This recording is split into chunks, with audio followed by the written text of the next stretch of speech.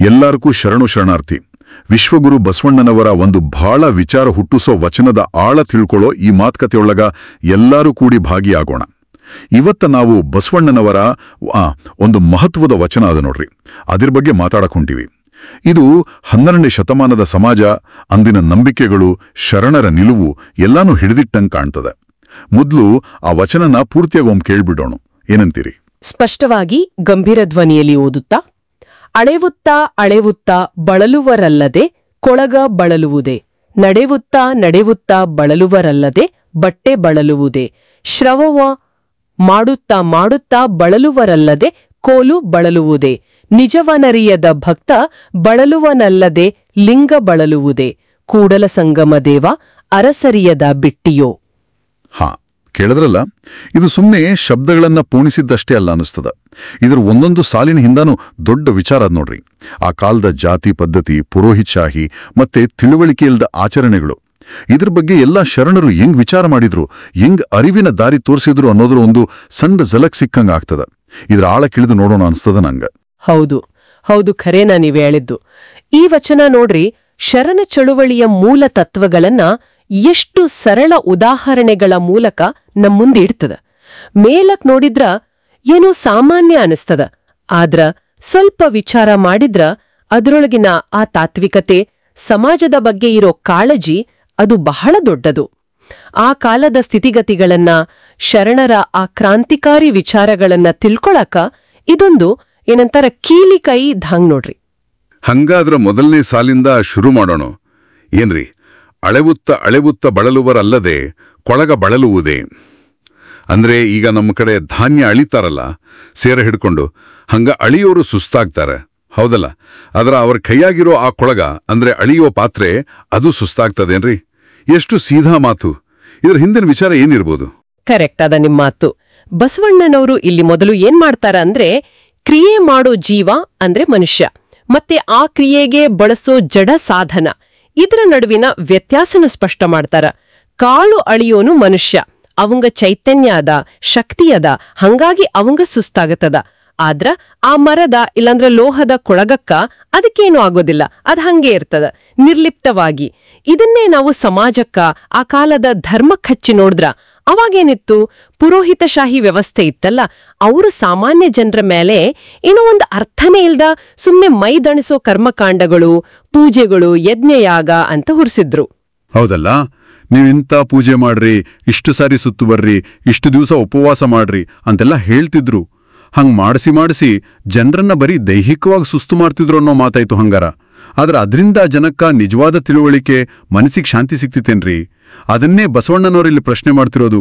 ಈ ಬಳಲಿಕೆ ಅನ್ನೋದು ನಿಮಗೆ ಹೊರತು ನೀವು ಯಾರನ್ನ ಪೂಜೆ ಮಾಡ್ತೀವಿ ಅಂದ್ಕೊಂಡಿರೋ ಆ ದೈವಕ್ಕಲ್ಲ ಅಂತಾನ. 100ಕ್ಕೆ 100 ಕರೆ ಮಾತು.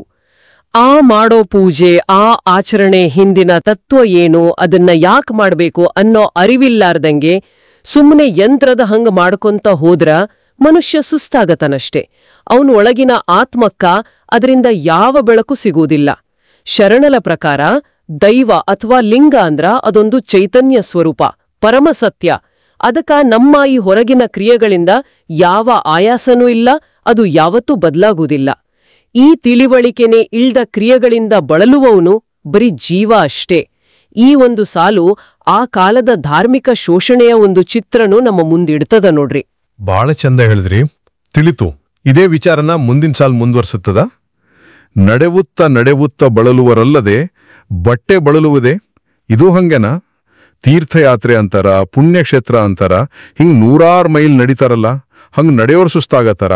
ಆದ್ರ ಅವ್ರು ನಡಿದ ಆ ದಾರಿ, ಆ ಬಟ್ಟೆ, ಅದು ಸುಸ್ತಾಗತ್ತದೇನೋ ಅಂತ ಕೇಳ್ದಂಗದಿದು. ಹೌದು ಹೌದು, ಇಲ್ಲಿಯೂ ಅದೇ ತಕೋಕ. ಅದೇ ನೋಡ್ರಿ, ಕ್ರಿಯೆ ಮಾಡೋನ್ ಯಾರು, ಆ ಕ್ರಿಯೆಗೆ ಆಧಾರ ಆಗಿರೋದು ಯಾವುದು ಅನ್ನೋ ಪ್ರಶ್ನೆ. 12ನೇ ಶತಮಾನದಾಗ ನೋಡ್ರಿ, ತೀರ್ಥಯಾತ್ರೆ ಮಾಡೋದು, ಕಾಶಿಗೆ ಹೋಗ್ಬರೋದು, ಇಂಥ ನಡಿಗೆಗಳಿಗೆಲ್ಲ ಬಹಳ ಮಹತ್ವ ಕೊಡ್ತಿದ್ರು. ಹಂಗ್ ಹೋಗ್ ಬಂದ್ರೆ ಪುಣ್ಯ ಸಿಗ್ತದ, ಪಾಪ ಎಲ್ಲ ಹೋಗ್ತದ ಅನ್ನೋ ನಂಬಿಕೆ ಬಲವಾಗಿತ್ತು. ಆದ್ರ ಬಸವಣ್ಣವ್ರು ಕೇಳ್ತಾರ, ಯಾಕೆ ನಡಿತೀರಿ? ಏನ್ ತಿಳ್ಕೊಂಡು ನಡಿತೀರಿ? ಸುಮ್ಮನೆ ನಡ್ಕೊಂಡು ಹೋಗ್ಬರೋದ್ರಿಂದ ಏನಾಗ್ತದ? ಏನೂ ಇಲ್ಲ, ಮೈಗೆ ಆಯಾಸ ಆಗ್ತದ, ಕಾಲ್ ನೋಯ್ತಾವ, ಸುಸ್ತಾಗ್ತದಷ್ಟೇ. ಇಲ್ಲಿ ಇನ್ನೊಂದು ವಿಷಯನೂ ಗಮನಿಸ್ಬೇಕಲ್ಲ. ಆ ಕಾಲದಾಗ ಜಾತಿ ಪದ್ಧತಿ ಎಷ್ಟು ಕೆಟ್ಟದಾಗಿತ್ತು. ಕೆಳ ಜಾತಿಯವರು ಅಂತಾರಲ್ಲ, ಅಂಥವ್ರಿಗೆ ಎಷ್ಟೋ ದೇವಸ್ಥಾನದೊಳ್ಳೆ ಹೋಗಕ್ಕೆ ಬಿಡ್ತಿರ್ಲಿಲ್ಲ. ಅವರು ಬರೀ ಹೊರಗೆ ನಿಂತು ದೂರದಿಂದ ನೋಡಬೇಕಿತ್ತು. ಅಂಥವ್ರು ಈ ತೀರ್ಥಯಾತ್ರೆ ದೇವಸ್ಥಾನ ಅಂತ ಅಲಿಯೋದ್ರಿಂದ ಏನ್ ಪಡಿತಿದ್ರು? ಬರೀ ಕಷ್ಟ ಅವಮಾನ ಅಷ್ಟೇನಾ? ಅದಕ್ಕೇನೋ ಶರಣರು ಹೊರಗಿನ ಆಚರಣೆಗಿಂತ ಒಳಗಿನ ಅರಿವಿಗೆ ಹೆಚ್ಚು ಮಹತ್ವ ಕೊಟ್ಟಿದ್ದು. ಖಂಡಿತ ಶರಣರ ಮುಖ್ಯ ಸಂದೇಶನೇ ಅದಾಗಿತ್ತು. ನೋಡ್ರಿ, ದೇವ್ರು ಹಿಮಾಲಯದಾಗಿಲ್ಲ, ಕಾಶಿಯೊಳಗಿಲ್ಲ, ಗುಡಿಯೊಳಗಿನ ಗರ್ಭಗುಡಿಯೊಳಗಿಲ್ಲ. ದೇವ್ರು ನಿಮ್ಮೊಳಗೆ ಅದಾನ, ನಿಮ್ಮ ಹೃದಯದಾಗದಾನ. ಅದನ್ನ ತಿಳ್ಕೊಳಾಕ ಪ್ರಯತ್ನ ಮಾಡ್ರಿ ಅಂತ ಹೇಳಿದ್ರು. ನಿಮ್ಮ ತನುವೇ ದೇಗುಲ ಅಂದ್ರು. ಹೊರಗಿನ ದೇವಸ್ಥಾನಕ್ ಹೋಗಿ ಬರೋದಕ್ಕಿಂತ ನಿಮ್ಮೊಳಗಿನ ದೈವತ್ವನ ಗುರ್ತಿಸ್ಕೊಳ್ಳೋದ್ ಮುಖ್ಯ. ತಿಳಿವಳಿಕೆ ಇಲ್ಲದ ಬರೀ ನಡಿಗೆ ಅದು ವ್ಯರ್ಥ ಶ್ರಮ. ಆ ದಾರಿ, ಆ ಬಟ್ಟೆ ಜಡವಸ್ತು. ಅದಕ್ಯಾವ ಭಾವನೇನೂ ಇಲ್ಲ, ದಣಿವೂ ಇಲ್ಲ. ಇಳಿಯದೆ ನಡೆಯೋವಂಗೆ ಎಲ್ಲಾ ಕಷ್ಟ, ಎಲ್ಲ ಬಳ್ಳಿಕೆ. ಇದೊಂದ್ರೀತಿಲಿ ಜಾತಿ ಸಂಕೋಲೆಗಳನ್ನ ಮುರಿಯೋ ಕರೆನೂ ಹೌದು. ಯಾರೇ ಆಗ್ಲಿ, ಯಾವ ಜಾತಿಯವರೇ ಇರ್ಲಿ, ಅರಿವಿನ ದಾರಿಲಿ ನಡೀಬಹುದು ಅನ್ನೋದು ಶರಣರ ಕ್ರಾಂತಿಕಾರಿ ನಿಲುವು. ಅಬ್ಬಾ, ಅಂದ್ರೆ ಒಳಗಿನ ತಿಳುವಳಿಕೆಗೆ ಶರಣರು ಎಷ್ಟು ಮಹತ್ವ ಕೊಟ್ಟಿದ್ರು ಅಂತ ಸ್ಪಷ್ಟ ಆಗ್ತದೆ. ಮುಂದಿನ ಸಾಲ್ ನೋಡೋಣ. ಶ್ರವವ ಮಾಡುತ್ತ ಬಳಲುವರಲ್ಲದೆ ಕೋಲು ಬಳಲುವುದೇ. ಇಲ್ಲಿ ಶ್ರವ ಅಂದ್ರೇನು? ಸುಮ್ನೆ ಕೇಳೋದು, ಶ್ರವಣ ಮಾಡೋದು ಅಂತನಾ? ಅಥವಾ ಶ್ರಮ ಅಂದ್ರೆ ಕಾಯಕ, ದುಡಿಮೆ ಅಂತ ಅರ್ಥ ಮಾಡ್ಕೋಬೋದೇನ್ರಿ? ಮತ್ತೆ ಆ ಕೋಲು ಅಂದ್ರೆ ಕೈಯಾಗಿನ ಕೋಲು ಅಥವಾ ಕೆಲ್ಸ ಮಾಡೋ ಸಾಧನನ? ಶ್ರವ ಅನ್ನೋ ಶಬ್ದಕ್ಕ ಎರಡೂ ಅರ್ಥ ಸಾಧ್ಯ ಆದ್ ನೋಡ್ರಿ. ಶ್ರವಣ ಅಂದ್ರೆ ಬರೀ ಕೇಳಿಸ್ಕೊಳ್ಳೋದು. ಆ ಕಾಲ್ದಾಗ ಪುರಾಣ ಪ್ರವಚನಗಳು ಭಾಳ ನಡೀತಿದ್ವು. ಗುರುಗಳು ಉಪದೇಶ ಮಾಡ್ತಿದ್ರು. ಆದ್ರೆ ಎಷ್ಟೋ ಜನ ಬರೀ ಕಿವಿಯಿಂದ ಕೇಳ್ತಿದ್ರು ಅಷ್ಟೇ. ಅದರ ಅರ್ಥ ತಿಳ್ಕೊಳ್ಳೋತಿರ್ಲಿಲ್ಲ, ತಮ್ಮ ಜೀವನದಾಗ ತರ್ತಿರ್ಲಿಲ್ಲ. ಇಂಥ ಬರೀ ಕೇಳುವಿಕೆಯಿಂದ ಕೇಳೋನಿಗೆ ಏನಾಗ್ತದ? ಮನ್ಸು ದಣಿತದ, ಇಲ್ಲಂದ್ರೆ ಸುಮ್ನೆ ಹೊತ್ತು ಕಳೀತದ. ಆದ್ರೆ ಆ ಹೇಳಿದ ಮಾತುಗಳು, ಆ ತತ್ವಗಳು ಅವು ಹಂಗೆ ಇರ್ತಾವ, ಅವು ಬಳುಲ್ದಿಲ್ಲ. ಹೌದಲ್ಲ? ಹಂಗಾರ ಇವತ್ತಿಗೂ ಇದು ಸಂಬಂಧಪಟ್ಟಿದ್ದೇ ಅದು. ನಾವು ಈಗ ಇಂಟರ್ನೆಟ್ಟು, ಟಿವಿ ಒಳಗೆ ಎಷ್ಟೊಂದು ವಿಷಯ ಕೇಳ್ತೀವಿ, ನೋಡ್ತೀವಿ. ಆದರೆ ಎಷ್ಟು ವಿಷಯ ನಮ್ಮ ತಲೆಗೆ ಹೋಗ್ತದ, ಎಷ್ಟು ನಮ್ಮ ಬದುಕನ್ನು ಬದಲಾಯಿಸ್ತದ? ಬರೀ ಕೇಳಿದ್ರೆ ಸಾಕಾಗೋದಿಲ್ಲ, ಅದನ್ನ ಜೀರ್ಣ ಮಾಡ್ಕೋಬೇಕು, ಪಾಲಿಸ್ಬೇಕು ಅನ್ನೋ ಸೂಚನೆ ಇದ್ರಾಗ ಅಡಗ್ಯದ ಅನ್ನಿಸ್ತದೆ. ನಿಶ್ಚಿತವಾಗಿ. ಇನ್ನೊಂದು ಅರ್ಥ ಶ್ರಮ ಅಥವಾ ಕಾಯಕ ಅಂತ ತಗೊಂಡ್ರು ಬಸವಣ್ಣನವರ ಆ ಕಾಯಕವೇ ಕೈಲಾಸ ಅನ್ನೋ ಮಾತು ನೆನ್ಪಾಗ್ತದ. ಶರಣರು ಕಾಯಕಕ್ಕ ಅಂದ್ರೆ ಕೆಲ್ಸಕ್ಕ ಬಹಳ ಮಹತ್ವ ಕೊಟ್ಟಿದ್ರು. ಆದ್ರ ಅದು ಬರೀ ಮೈ ಮುರಿದು ದುಡಿಯೋದಲ್ಲ. ಶ್ರದ್ಧೆಯಿಂದ ಇದು ದೇವ್ರ ಕೆಲ್ಸ ಅನ್ನೋ ಭಾವನೆಯಿಂದ ತಾನ್ ಮಾಡೋ ಕೆಲ್ಸದಾಗ ದೇವ್ರನ್ನ ಕಾಣೋದು ಕಾಯಕ. ಹಂಗಲ್ದ ಬರೀ ಹೊಟ್ಟೆಪಾಡಿಗಾಗಿ ಬಲವಂತದಿಂದ ತಿಳುವಳಿಕೆ ಇಲ್ದ ಮಾಡೋ ಕೆಲ್ಸ ಬರೀ ಶ್ರಮ ಅಷ್ಟೇ ಆಗ್ತದ. ಅದು ಬರೀ ಬಳಲಿಕೆ ಕೊಡ್ತದ. ಆ ಕೋಲು ಅಂದ್ರೆ ಕಾಯಕ ಮಾಡಕ್ ಬಳಸೋ ಸಾಧನ ಇರಬಹುದು. ನೇಗಿಲ ಇರಬಹುದು, ಮಗ್ಗ ಇರಬಹುದು, ಕುಲುಮೆ ಇರಬಹುದು, ಏನ್ ಬೇಕಾದ್ರೂ ಇರಬಹುದು. ಕೆಲವರು ವಾದ್ಯದ ಕೋಲು ಅಂತನೂ ಹೇಳ್ತಾರ. ಏನೇ ಇರ್ಲಿ, ಆ ಸಾಧನಕ್ಕ ದಣಿವಿಲ್ಲ. ದಣಿಯುವವನು ಯಾರು? ಅರಿವಿಲ್ದ ಆ ಕೆಲ್ಸ ಮಾಡೋನು. ಹಂಗಾಗಿ ಅರಿವಿಲ್ದ ಶ್ರವಣ, ಅರಿವಿಲ್ದ ಶ್ರಮ ಎರಡೂ ನಿಷ್ಪ್ರಯೋಜಕ ಅಂತ ಬಸವಣ್ಣನವರು ಹೇಳಿದಂಗ. ಎಷ್ಟೋ ಆಳ ಅದ ನೋಡ್ರಿ ಒಂದೊಂದು ಶಬ್ದದಾಗ. ಈ ಕೊನೆ ಸಾಲುಗಳಿಗೆ ಬರೋಣ. ಬಹುಶಃ ಅತಿ ಮುಖ್ಯವಾದ ಸಾಲುಗಳಿವು. ನಿಜವನರಿಯದ ಭಕ್ತ ಬಳಲುವನಲ್ಲದೆ ಲಿಂಗ ಬಳಲುವುದೇ, ಕೂಡಲ ಸಂಗಮದೇವ ಅರಸರಿಯದ ಬಿಟ್ಟಿಯೋ. ಮೊದಲ 3 ಸಾಲುಗಳ ಸಾರನೇ ಈ 2 ಸಾಲುಗಳಾಗದಂತ ಅನಿಸ್ತದ ನನಗೆ. ಇದೇನಾ ವಚನದ ತಿರುಳು? ಆ ನಿಜ ಅಂದ್ರೆ ಏನು? ಲಿಂಗ ಬಳಲುವುದಿಲ್ಲ ಅಂದ್ರೆ ಹೆಂಗ? ಆ ಕೊನೆಯ ಮಾತು ಅರಸರಿಯದ ಬಿಟ್ಟಿಯೋ, ಇದರ ಅರ್ಥ ಏನು? ಸ್ವಲ್ಪ ಬಿಡಿಸಿ ಹೇಳ್ತಿಲ್ಲ? ಹೌದು, ಇದು ಇಡೀ ವಚನದ ಸಾರಾಂಶ ಅಂತ ಹೇಳ್ಬೋದು. ಕ್ಲೈಮ್ಯಾಕ್ಸ್ ಇದ್ದಂಗಿದು. ಇಲ್ಲಿ ಬಸವಣ್ಣನವರು ನೇರವಾಗಿ ಅಧ್ಯಾತ್ಮದ ಗಟ್ಟಿ ನೆಲಕ್ಕ ನಮ್ಮನ್ನ ಕರ್ಕೊಂಡೋಗ್ತಾರ. ನಿಜ ಅಂದ್ರೆ ಏನು? ಅದು ಬರೀ ಸತ್ಯ ಅಲ್ಲ, ಪರಮಸತ್ಯ, ಆತ್ಮಜ್ಞಾನ. ಈ ಜಗತ್ತು ಯಾಕ್ ಹಿಂಗದ? ನಾ ಯಾರು? ದೇವ್ರಂದ್ರೆ ಏನು? ಈ ಪ್ರಶ್ನೆಗಳಿಗೆ ಉತ್ತರ ಕಂಡುಕೊಳ್ಳೋದೇ ನಿಜವನ್ನ ಅರಿಯೋದು. ಲಿಂಗ ಅಂದ್ರೆ ಶರಣರು ಕೊರಳಾಗ ಹಾಕೋ ಇಷ್ಟಲಿಂಗ ಅಷ್ಟೇ ಅಲ್ಲ.